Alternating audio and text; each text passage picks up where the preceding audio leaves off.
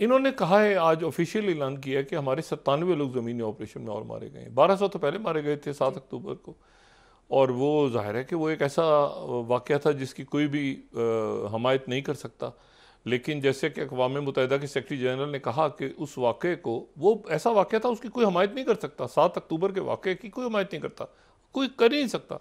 लेकिन उनका जो अक़वाम मुत्तहिदा इस सेक्रेटरी जनरल का नुक्ता नज़र है वो ये है कि इसके पस मंज़र को भी जानना ज़रूरी है कि ये वाक़या पेश क्यों आया, इसके पीछे क्या महरक़ात थे। एक दिन था जो आप समझ लेना कि शायद लोगों ने फैसला किया कि प्रिजन ब्रेक, कि एक तमाम ज़िंदगियाँ यहीं पे गुजारने से बेहतर एक दफ़ा जेल तोड़ के निकलो, बाहर देखो जो होना है होता जाए। तो ये इसको वो बाहर निकले और उसके बाद वो दिन और आज का दिन है, या संवर नहीं मिल रहा और बड़ी हज़ीमत की बात है।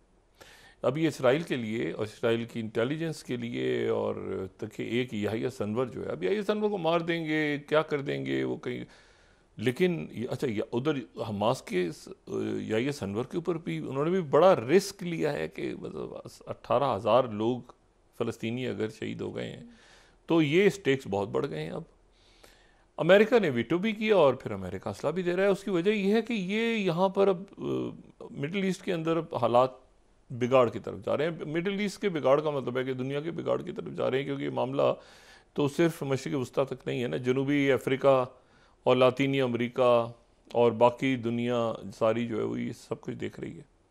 तो ये मामला ख़राब हो रहा है और इसीलिए आज ये न्यूयॉर्क टाइम्स का एक आर्टिकल है बड़ा इंटरेस्टिंग, 30 सेकेंड स्लाइड जो है, why fears of a broader middle east conflict are growing in Iraq. Iraq में ये बढ़ रहा है। लिबनान में तो खैर शुरू हो गई लड़ाई, उसमें लिबनान में बाद में आता हूँ, लेकिन इराक में तो ये हुआ है कि वो उन्होंने ये कहा है कि जी ये जो सफारत खाना है, कल भी मैंने बात की थी, उनके सफारत खाने पे अटैक्स हो रहे हैं। और वो उन्होंने बात भी की है सेक्रेटरी ऑस्टिन लॉयड ने, वज़ीर आज़म जो हैं शिया सुडानी से, लेकिन उन्होंने कहा ठीक है भाई, ये यहाँ पर मतलब है कि अब ज़रूरत नहीं है तो आप जाएँ। अब अमेरिका को इजाज़त कौन देगा, मतलब जो वज़ीर आज़म ही कह रहा है कि भाई हमें आपकी ज़रूरत नहीं है यहाँ पे, हम यहाँ पे राज़ी खुशी हैं। तो ये, लेकिन इसमें जो दूसरी बात है वो बात ये है कि जो हिज़्बुल्लाह की तरफ से, खतीब हिज़्बुल्लाह की तरफ से जो इराक के अंदर काम कर, उनकी तरफ से इल्ज़ाम लगाया गया है। उन्होंने कहा है कि अमेरिकन एम्बेसी जो इराक की है वो एम्बेसी नहीं है, ये उनका पॉइंट ऑफ व्यू है। उन्होंने कहा है कि ये एम्बेसी नहीं है, बल्कि ये जो है ये यहाँ पर इस्तेमाल हो रही है एक ये मैं 9th स्लाइड कोट कर रहा हूँ, US Baghdad embassy serving as military and security centre. यहाँ से मिलिट्री और सिक्योरिटी सेंटर जो है वो, ये ईरान की जो न्यूज़ एजेंसीज़ हैं वो ख़बर दे रही हैं कि ये जो एम्बेसी है ये पूरे इलाके में कमांड कंट्रोल कर रही है। ये जो है ये सफारत खाना नहीं है। और इसी को प्रेस टीवी भी कह रहा है US embassy in Baghdad serves as a base conspiracy Iraqi nation. ये खताब हिज़्बुल्लाह का बयान। अच्छा, अमेरिकन का कहना ये है कि भाई ये जो हमारी एम्बेसी है, हमें एम्बेसी पे अटैक आप कर रहे हैं, वहाँ पे हमारे डिप्लोमेट्स हैं, वहाँ पे ये कोई मिलिट्री बेस तो नहीं है। उनका कहना ये है कि ये कमांड एंड कंट्रोल है। तो बहरहाल अब ये मामला इराक तक तो आ गया। जब हम बात कर रहे हैं तो इस वक्त आप समझें कि बड़ा इलाका ऐसा है, वहाँ पे ये जहाज़ प्रवास कर रहे हैं लेबनान में, और उधर से लेबनान के लोग नॉर्थ में इंगेज किया हुआ है उन्होंने इसराइल को, इसराइल उधर से, लेकिन फुल फ्लैश्ड वॉर नहीं हो रही अभी तक, लेकिन किसी वक्त भी छिड़ जाएगी क्योंकि अंडर एस्टिमेट कर रहे हैं उधर से। मैंने आपसे कहा ना कि जिस लम्हे इनकी कोऑर्डिनेशन आपस में होगी हमास और हिज़्बुल्लाह की, तो हिज़्बुल्लाह ये अपनी उस कैलकुलेशन में बैठे रह जाएंगे, हिज़्बुल्लाह कुछ नहीं करेगी, ये होगा फलां होगा, हिज़्बुल्लाह उसमें ड्रैगन हो जाएगी। हिज़्बुल्लाह के ऊपर बड़ा इस वक्त आपको देखें बहुत बड़ी तादाद में, साबरा शतीला को भूल जाते हैं। मैं वो गया ना साबरा शतीला के कैंप्स में, तो वहाँ साबरा शतीला के कैंप्स में बड़ा गुस्सा था। वो मैं आपसे कहता हूँ, स्लम्स नहीं होते कि वो जैसे कच्ची आबादियाँ, कई किसी सालों से लोग हैं, बहुत छोटी सी बहुत तंग गलियाँ, उन गलियों में तारें, वो मतलब वो जैसे होता है ना कि खूंटे लगे हुए, बिजली के बिल, लोग मतलब बैठे हुए हैं लोग, और बहुत मतलब उसमें मतलब 2 लोग ही जा सकते हैं एक वक्त में, इतनी तंग गलियाँ। वो कब से कैंप्स बने हुए हैं आबादी हो, लेकिन वो बाहर नहीं आ सकते, नेशनलिटी नहीं है। और अगर वो बैरूत में बाहर आते हैं तो फिर वो उनसे बहुत सस्ता काम करवाया जाता है, उनको पैसे सही नहीं अदा किए जाते। तो वहाँ पर मैं गया तो मैंने उसे ऐसे ही एक पूरा चक्कर लगाया, तो साबरा में भी और शतीला में भी। तो वहाँ पर वो बड़े सख्त नाराज़ थे महमूद अब्बास से, सदर महमूद। वो कहते हैं ये लेबनान आते हैं लेकिन कभी इनको इतनी तौफीक नहीं हुई कि ये साबरा शतीला कैंपों का दौरा भी करें। तो वहाँ पर जो है वो तस्वीरें लगी हुई थी सईद हसन नसरुल्लाह की, ठीक है, और इस्माइल हानिया की। तो मैंने फिर उसके बाद जब फ़लस्तीनी अथॉरिटी के लोगों से मेरी बात हुई तो मैंने कहा, वहाँ कहते हैं नहीं वो वहाँ पर माहौल दूसरा है और हमास ने, ये उस वक्त की बात है जब इनके तनाज़ात बहुत ज़्यादा थे, लेकिन अब तो ज़ाहिर है कि अब तो पूरी दुनिया एक तरफ खड़ी है। अच्छा, तो वो लेबनान के अंदर जो कैंप्स हैं वहाँ पर प्रेशर है कि भाई अब आप करें कुछ, लेकिन लेबनान पूरी कोशिश कर रहा है कि इसमें सकिन ना हो। लेबनान आ गया तो फिर उसके बाद तो वो आएगा, लेबनान तो बहुत मतलब है कि वो तो पूरा ले जाएंगे ना इसराइल को उठा के। दूसरी तरफ जो है वो एक और वाक़या ये हुआ है कि हुतीज़ ने एक और जहाज़ के ऊपर रॉकेट बरसा दिए हैं। बहर अहमर की सिक्योरिटी बड़ी अजीब सी सूरत हाल में चली गई है, रेड सी, क्योंकि जाहिर है कि रेड सी जो है वो पाकिस्तान के लिए भी इम्पोर्टेंट है, चाइना के लिए इम्पोर्टेंट है, यूरोप के लिए इम्पोर्टेंट है, मिडल ईस्ट के लिए, सबके लिए इम्पोर्टेंट है, और ये अफ्रीका के लिए, सबके लिए। लेकिन यहाँ पर अब जो हुतीज़ हैं उन्होंने अब जो रॉकेट बरसाए हैं वो उन्होंने फ्रांस का जो एक जंगी जहाज़ जो ऑलरेडी वहाँ मौजूद था उसके ऊपर उन्होंने रॉकेट बरसाए हैं, और उसके नतीजे में जो है वो उन्होंने जवाबी कार्रवाई की है और ड्रोन्स को उन्होंने गिरा दिया, लेकिन 12 रॉकेट बरसाए हैं। नेतन्याहू ने उसके ऊपर ये बयान दिया है कि अमेरिका अगर हमें रोक रहा है, या अमेरिका ने हमें मैसेज दिया है प्रेसिडेंट बाइडेन ने कि आप हुतीज़ के ख़िलाफ़ कार्रवाई ना करें, तो अगर हुतीज़ हमारे शहरों पे हमला करेंगे तो हम कार्रवाई करेंगे। अच्छा, हुतीज़ कह रहे हैं कि बिस्मिल्लाह आइए, आइए तो सही, जवाब तो दें, मतलब कहाँ, यमन में आएंगे। तो मतलब है कि वो अब एक मामला ऐसा है जो कि ख़राब हो रहा है बहर अहमर में।